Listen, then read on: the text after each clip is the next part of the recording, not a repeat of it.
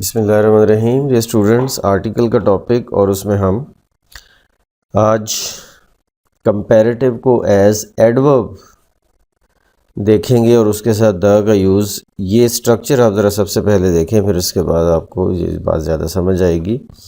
ये English language का एक बड़ा ही यूनिक किस्म का स्ट्रक्चर है कि इस स्ट्रक्चर में इसको हम कंप्लीट सेंटेंस ज़रूर कहेंगे, लेकिन इसमें वर्ब नहीं है। The more the merrier. The more the merrier का मतलब कि जिसके पास जितना है वो उतना ही खुश है। ये जो जितना उतना वाला होता है कॉन्सेप्ट, इसमें ज़रा देखिए स्ट्रक्चर क्या बनता है।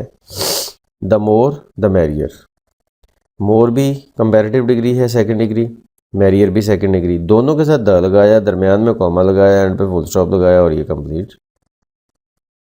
जितना उतना वाला मीनिंग इसमें बनेगा कि जिसके पास जितना ज़्यादा है वो उतना ही ज़्यादा खुश है। ऐसे ही the more they get the more they want, जितना ज़्यादा वो हासिल करते हैं उतना ही ज़्यादा वो मज़ीद चाहते हैं। ठीक हो गया।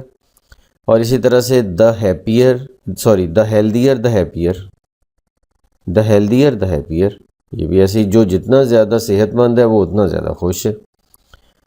ठीक है। और दरमियान में दोनों साइड पे कॉमा आना चाहिए और दरमियान दोनों साइड पे द आना चाहिए कंपैरेटिव डिग्री के साथ, और दरमियान में कॉमा आना है और एंड पे फुल स्टॉप आना है। ये वो स्ट्रक्चर है कि जिसमें हम द लाजमी यूज़ करते हैं। इनमें से दोनों में से किसी भी एक द को हम मिस करेंगे तो ये स्ट्रक्चर इनकम्प्लीट हो जाएगा और ये अपना पूरा मीनिंग नहीं दे सकेगा। तो इसलिए इसमें दोनों तरफ कंपैरेटिव डिग्री के साथ द का आना लाजमी है। That's it for today. Allah.